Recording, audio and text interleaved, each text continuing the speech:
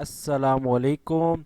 यहाँ पे कहते हैं कि एक फ़ोटोग्राफ है और उसकी मेजरमेंट्स कुछ ऐसे थी कि वो 7 सेंटीमीटर और 5 सेंटीमीटर थी। ठीक है। अब कहता है कि फ़ोटोग्राफ जो है वो बड़ी हो गई है और वल्लाहु आलम कितनी बड़ी हो गई है कोई पता नहीं, ना ये सेंटीमीटर पता है ना ये सेंटीमीटर पता है। तो अब उसने सिर्फ ये बताया कि हाँ इन लार्ज हुई है, बड़ी हुई है। कहाँ लिखा है इन लार्ज है?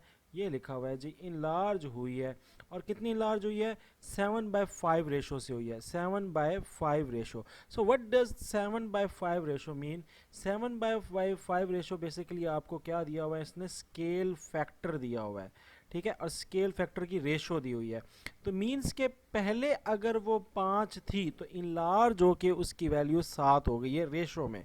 तो मतलब कि अगर आप समझो कि 5 सेंटीमीटर थी ना, तो वो चीज़ कितनी हो गई है? 7 सेंटीमीटर हो गई है। अगर उसका 5 एरिया था तो अब 7 हो चुका है, यानी ये इसकी रेशो एक किस्म की दी हुई है।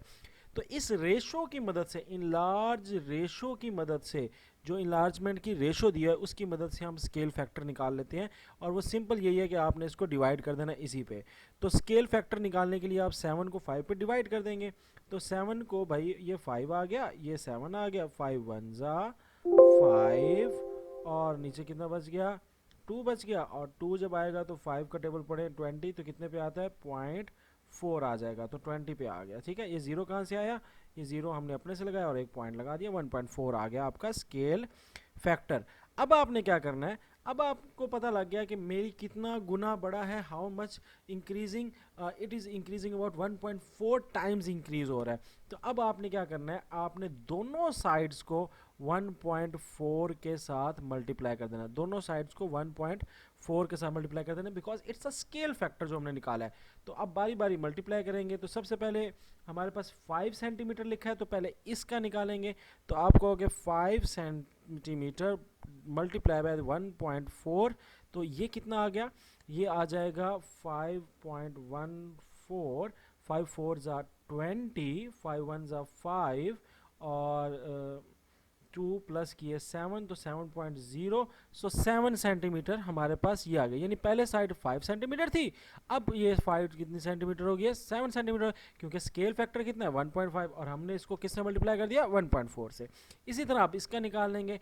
तो पहले थी जी 7 सेंटीमीटर, अब वो 1.4 टाइम्स जो है वो क्या हो गई है?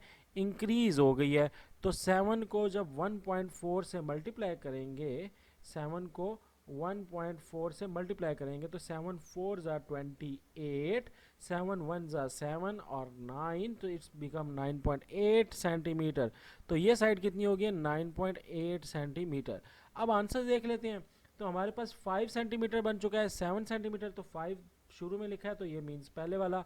और 7 सेंटीमीटर बन चुका है 9.8, तो ये हमारे पास 9.8। तो यहाँ से हमें पता लगा कि ये हमारा जो पहला है ये हमारा करेक्ट आंसर है। बट इसमें एक चीज़ का ख्याल रखना है कि यहाँ ये थोड़ी सी तरतीब आगे पीछे हुई हुई है, तो आपने इसमें नहीं है, धोखे में नहीं आना। क्योंकि जिस तरतीब से दिया हुआ है उसे 5 का क्या बना है? 7 ना, और दूसरे नंबर पे 7 दिया है उसका 9.8, तो 7 को 9.8 समझ के इस और इस तरह उल्टी तरतीब में नहीं लिख देना। जिस तरतीब में आपसे पूछा हुआ है उसी तरतीब में आपने उसको क्या करना है?